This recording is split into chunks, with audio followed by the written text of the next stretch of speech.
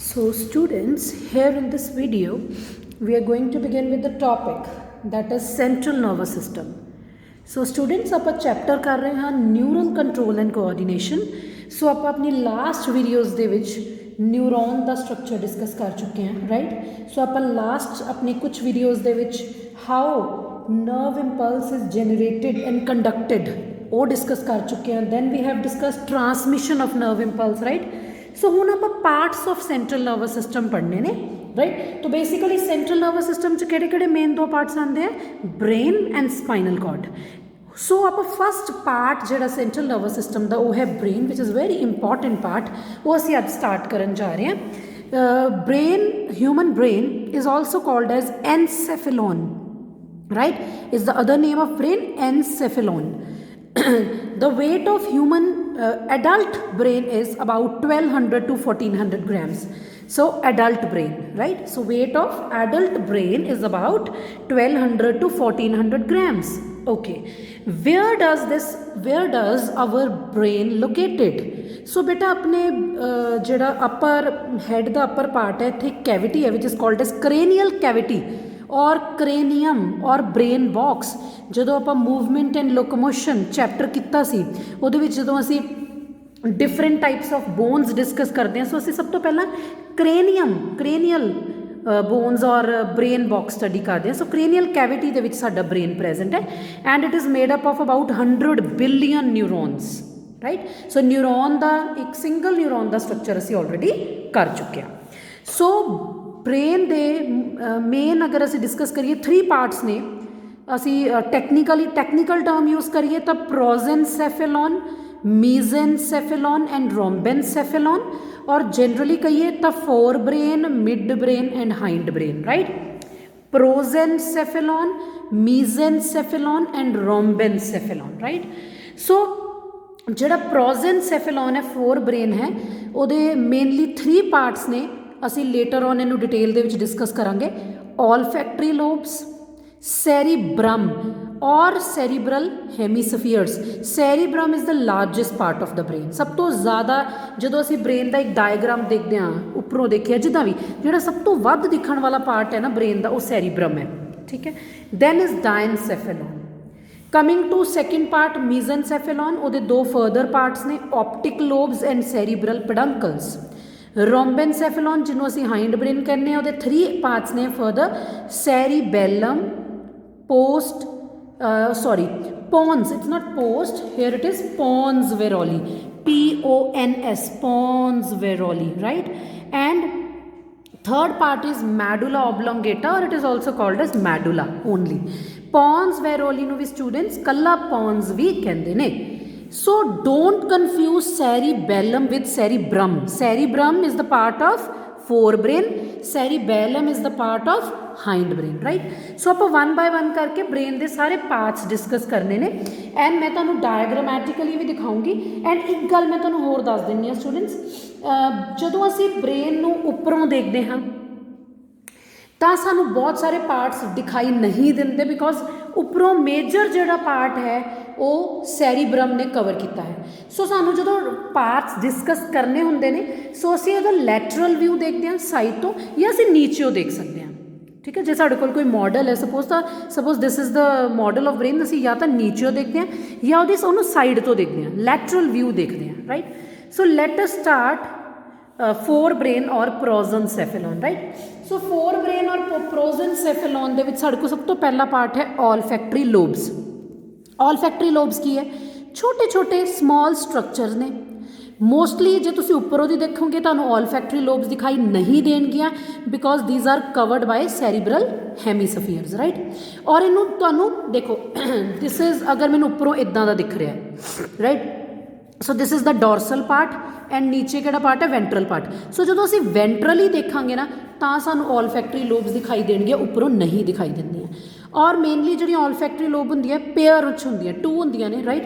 हुंदा की है, तुहानू जो तुसी डायग्राम देखोगे, एक तुहानू अपर स्वोलन पार्ट दिखाई देगा which is called as olfactory bulb, तो नीचे एक ट्रैक दिखाई देगी which is called as olfactory tract, right. Upper anterior part is swollen and नीचे वाला posterior part is narrow, right. Olfactory lobe एक सॉलिड ऑर्गन है। ਜਦੋਂ ਵੀ मैं बेटा टॉपिक पढ़ाते पढ़ाते सॉलिड ऑर्गन वर्ड यूज़ करती, सॉलिड ऑर्गन का मीनस है उसके अंदर कोई कैविटी नहीं है, राइट। सो जी ऑलफैक्टरी ट्रैक ने ये फरदर सैरीब्रम हुण असीं डिस्कस करने नैक्सट पार्ट फोर ब्रेन का, ਉਹਦੇ ਟੈਂਪੋਰਲ ਉਹਦੀਆਂ ਲੋਬਸ ਹੁੰਦੀਆਂ ਨੇ, parietal lobe, temporal lobe, frontal lobe. So ਉਹਦੀ ਟੈਂਪੋਰਲ ਲੋਬ ਦੇ ਨਾਲ ਇਹ ਟਰੈਕਸ ਕਨੈਕਟਡ ਨੇ। That means olfactory lobes are connected to cerebrum, जिहड़ा असीं नैक्सट इंपॉर्टेंट पार्ट पढ़ना है। सो बिफोर स्टार्टिंग सैरीब्रम असीं ऑलफैक्टरी लोब का फंक्शन देख लिए। नेम इट सैल्फ सुजैसट कि इहदा काम की है, स्मैल नूं डिटैक्ट करना, ठीक है। कमिंग टू सैरीब्रम, तुसीं ब्रेन के पूरे स्ट्रक्चर विच देखोगे सब तो इंपॉर्टेंट पार्ट है, क्योंकि यही सब तो वध दिखाई दिंदा है। एंड यही सब तो मेजर पार्ट है जिहड़ा असीं डिस्कस करना, वो है सैरीब्रम। बेसिकली जो असीं ब्रेन नूं उपरों दी देखते हैं सानूं इस तरीके नाल दो हैमीस्फीयर्स दिखाई दिंदे ने। So these are the cerebral hemisphere, right. Okay, मैं हुण तुहानूं एक होर गल दसणी ते बड़ी इंपॉर्टेंट है। जदों असीं इहनूं डॉर्सली देखते हैं, उपरों दी देखते हैं, डॉर्सली उपरों दी, सो सानूं ये दो जिहड़े हैमीस्फीयर्स ने, सैरीब्रल हैमीस्फीयर, इन्हां विच एक डीप फिशर दिखाई दिंदा है। हाउ दे आर कनैक्टेड असीं बाद चों दसदे हां, लेकिन जदों तुसीं ये दो सैरीब्रल हैमीस्फीयर उपरों दी देखते हो, डॉर्सल व्यू नाल देखते हो, तो तुसीं की देखते हो, इहदे विच तुहानूं एक डीप फिशर दिखाई दिंदा, राइट। सो एक फिशर है which is called as cerebral fissure, see this fissure. Okay, उस तो बाद अगर असी इस ब्रेन नूं साइड तो लैटरल व्यू देखिए, सपोज आ मैं दो हैमीस्फीयर जोड़े ज्वाइन ने, अगर मैं इन्हां दोनों हैमीस्फीयर्स नूं सैपरेट कर दा, लो मैं सैपरेट किया, तो साइड तो देखा दिस व्यू, लैटरल व्यू, ठीक है जी। दीज आर द टू हैमीस्फीयर, मैं इन्हों सैपरेट किया एंड दैन मैंने साइड तो देखा। लैटरल व्यू जो मैं देखती हाँ तो मैं की देखती हाँ कि यह जोड़े दो हाफ्स ने, they are connected by C shaped structure called as corpus callosum. Very important term कि जोड़े सैरीब्रल हैमीस्फीयर के दो हाफ्स ने, they are connected to each other by C shaped structure called as corpus callosum. वो उपरों नहीं दिखाई देने, मैं तुहानूं दस्सिया जिवें साइड तो लैटरल व्यू तो दिखाई देने हैं। एंड जिहड़ा कॉर्पस कैलोसम है वो साइड व्यू तो ही दिखाई दिंदा है and is made up of myelinated axons. If you remember असी ऑलरेडी माइलिनेटेड ते नॉन माइलिनेटेड न्यूरॉन्स कर चुके हैं। जिहड़े एक्सॉन के अराउंड माइलिन शीथ प्रेजेंट होंदी, that is myelinated. So corpus callosum myelinated axons की बनी होंदी है, राइट। एंड इत्थे एक होर इंपॉर्टेंट गल तुसीं याद रखनी है, it is characteristic feature of mammals only, right.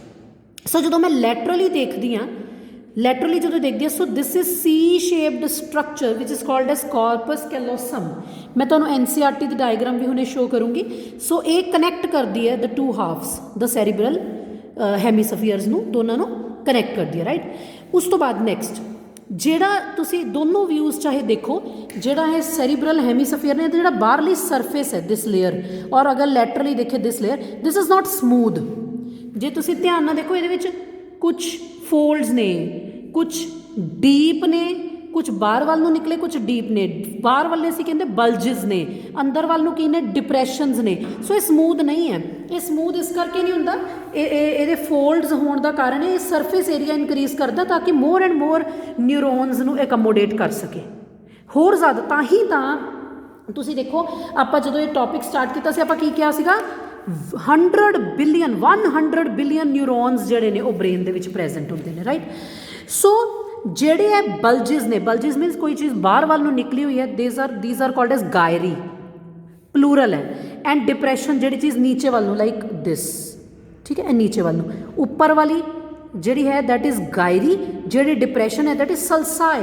Gayri sulci they are present and they increases the surface area to accommodate more neurons, right. उस तो बाद जो असी आह स्ट्रक्चर लैटरल व्यू स्टडी करते हैं, तो जो आउटर पार्ट है दिस, एक इनर पार्ट है, यह देखो दिस इज जो मैं ब्लू पेन का डॉट लगाया, जो आउटर पार्ट है this is called as cerebral cortex. तो जो अंदर पार्ट है this is cerebral medulla, cortex medulla, बाहर वाला कॉर्टेक्स, अंदर वाला मेडुला, राइट। सो जो कॉर्टेक्स है वो देखो where it is present here, just जोड़े अपने यहाँ पर फोल्ड्स की गल की है, ठीक है। एंड ਜਿਹੜਾ ਕੀ ਬੋਲਦੇ ਨੇ ਕੋਰਟੈਕਸ ਹੈ ਸਾਡੇ ਕੋਲ, ਇਹਦੇ ਵਿੱਚ ਨਿਊਰੋਨ ਦੀਆਂ ਸੈੱਲ ਬੋਡੀਜ਼ ਪ੍ਰੈਜ਼ੈਂਟ ਹੁੰਦੀਆਂ। If you remember the structure of neuron ਦਾ ਸਟਰਕਚਰ ਕੀ ਹੁੰਦਾ, ਉੱਪਰ ਸੈੱਲ ਬੋਡੀ ਹੁੰਦੀ ਹੈ, ਸੈੱਲ ਬੋਡੀ ਤੋਂ ਡੈਂਡਰਾਈਟਸ ਨਿਕਲਦੇ ਨੇ, ਸੈੱਲ ਬੋਡੀ ਤੋਂ ਐਗਜ਼ੋਨ ਨਿਕਲਦਾ, right. So see this is cell body, ਆਪਾਂ ਨਿਊਰੋਨ ਦਾ ਸਟਰਕਚਰ ਡਿਸਕਸ ਕੀਤਾ ਹੋਇਆ। So this is cell body, right. So ਬਹੁਤ ਸਾਰੀਆਂ ਸੈੱਲ ਬੋਡੀਜ਼ ਕੰਸਨਟਰੇਟ ਹੁੰਦੀਆਂ ਨੇ ਇੱਥੇ ਸੈਰੀਬਰਲ ਕੋਰਟੈਕਸ ਰੀਜਨ ਦੇ ਵਿੱਚ, ਇਕੱਠੀਆਂ ਹੋਈਆਂ ਹੁੰਦੀਆਂ ਨੇ। ਐਂਡ ਜਿਹੜਾ ਉਹ ਪ੍ਰੈਜ਼ੈਂਟ ਹੈ ਸਾਡੇ ਕੋਲ ਬਹੁਤ ਸਾਰੀਆਂ ਨਿਊਰੋਨ ਸੈੱਲ ਬੋਡੀਜ਼, ਉਹਦੇ ਕਰਕੇ ਇਹਦਾ ਜਿਹੜਾ ਕੋਰਟੈਕਸ ਹੈ ਇਹਦਾ ਕਲਰ ਗ੍ਰੇ ਦਿਖਾਈ ਦਿੰਦਾ ਹੈ। It is also, that is why it is also called as grey matter, ਠੀਕ ਹੈ ਜੀ। ਓਕੇ, ਜੇ ਅਸੀਂ ਅੰਦਰ ਦੀ ਗੱਲ ਕਰੀਏ ਤਾਂ ਉਹ ਕਿਹੜਾ ਹੈ, ਮੈਡੂਲਾ।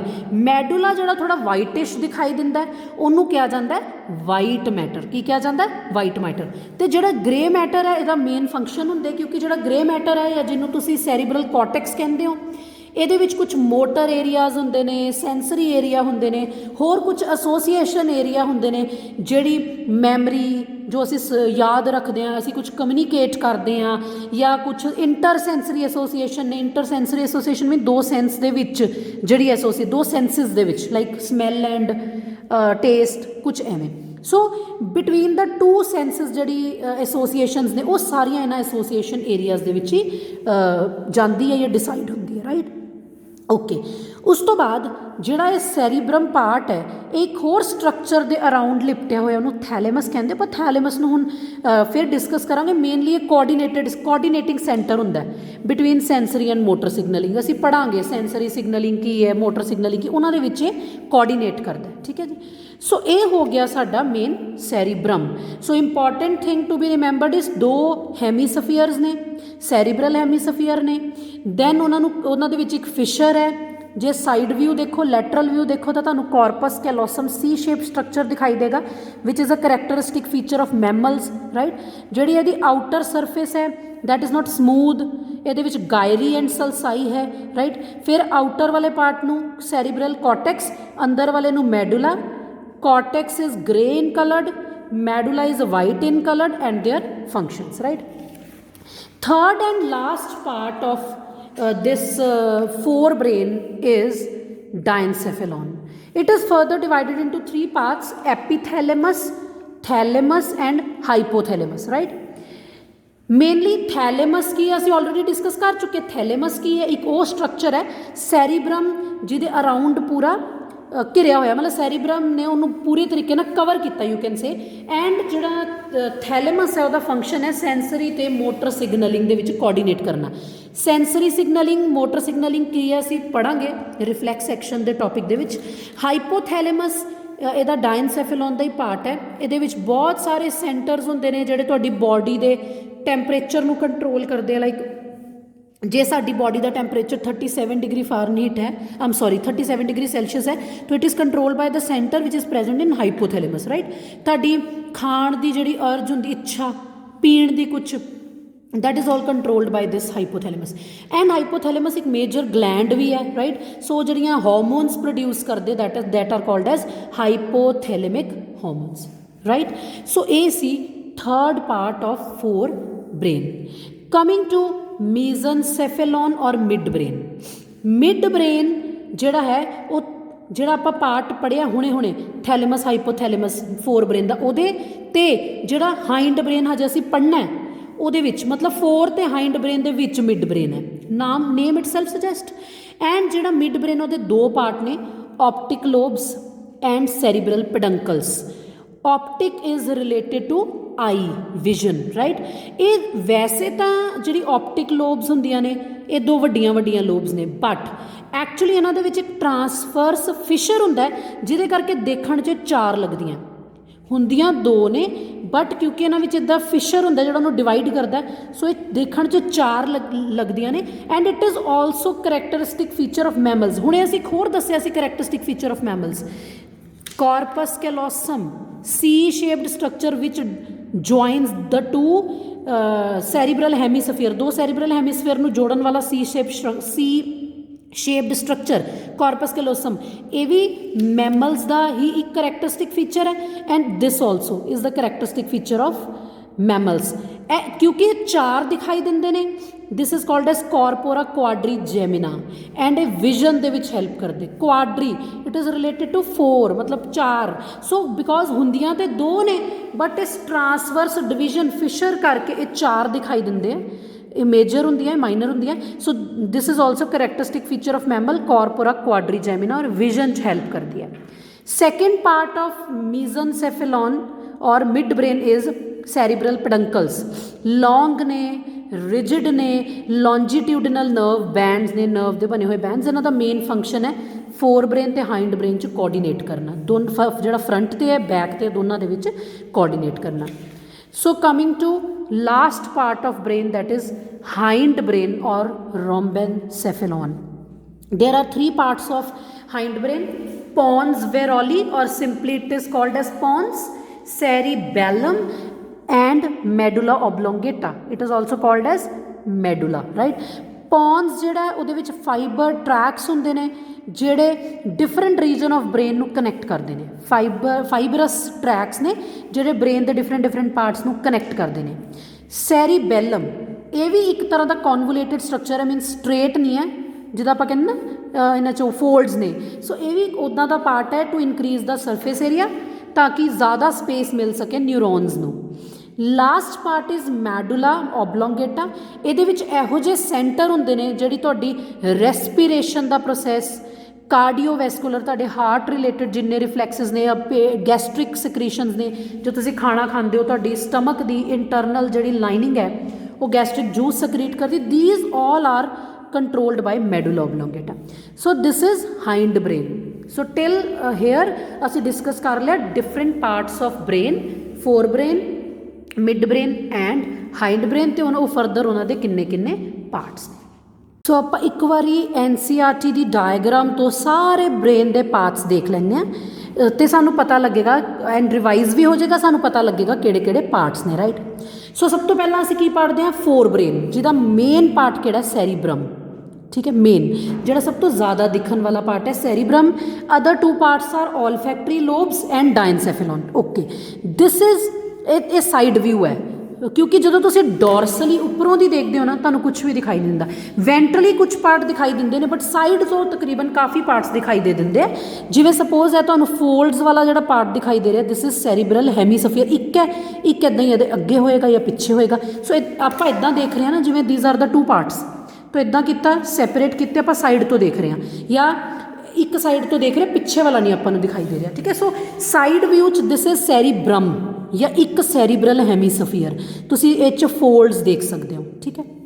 उस तो बाद जिहड़ा फोर ब्रेन का ही एक पार्ट है दैट इज सैकेंड पार्ट जिहड़ा सी ऑलफैक्टरी लोब्स डिस्कस करते, वो भी तुसीं इत्थे देखो नहीं दिखाई दे रहा बिकॉज वही गल है वो सैरीब्रम ना हिडन कर जाते, बट सानू पता है वह एक अपर जिहड़ा पार्ट हुंदा इंटीरियर और स्वोलन हुंदा ते नीचे वाले जिहड़ी हुंदी ट्रैक ऑलफैक्टरी ट्रैक वो थोड़ी नैरो हुंदी है, राइट। उस तो बाद जिहड़ा मिड ब्रेन इहदा एक थर्ड पार्ट होर है that is diencephalon which has further 3 parts, epithalamus, thalamus and hypothalamus. So diagram दे विच 2 जिहड़े उहदे पार्ट दिखाए गए ने thalamus and hypothalamus. Coming to mid brain दे विच साडे कोल 2 पार्ट्स ने, optic lobes and cerebral peduncle. So see this is mid brain here, ठीक है। बहुत सारे पार्ट्स तो नहीं दिखाई दे रहे बट यस, ठीक है। एंड एक इंपॉर्टेंट गल होर, this C shaped structure corpus callosum which connects the 2 hemisphere, cerebral hemisphere, right. So coming to hind brain के 3 पार्ट्स ने, pons varolii, cerebellum and medulla. हाँ, लैटरल व्यू तो जिहड़ा साडा हाइंड ब्रेन है वो तीनों पार्ट्स दिखाई देंगे। सी सब तो पहला this is pons varolii here, right. This is cerebellum, जो तुसीं ब्रेन का मॉडल भी देखते हो ना, सो तुहानूं सैरीब्रल हेमीस्फीयर के नीचे एक एक्सट्रा जिहा पार्ट दिखाई देंदा दैट इज सैरीबैलम। फिर इहदी एक्सटेंशन आ देखो ब्रेन की, मेडुला ओबलोंगेटा, जिथे मेडुला ओबलोंगेटा खत्म होता उहदी ही एक्सटेंशन की है स्पाइनल कॉर्ड, ठीक है जी। So this is the diagram of human brain.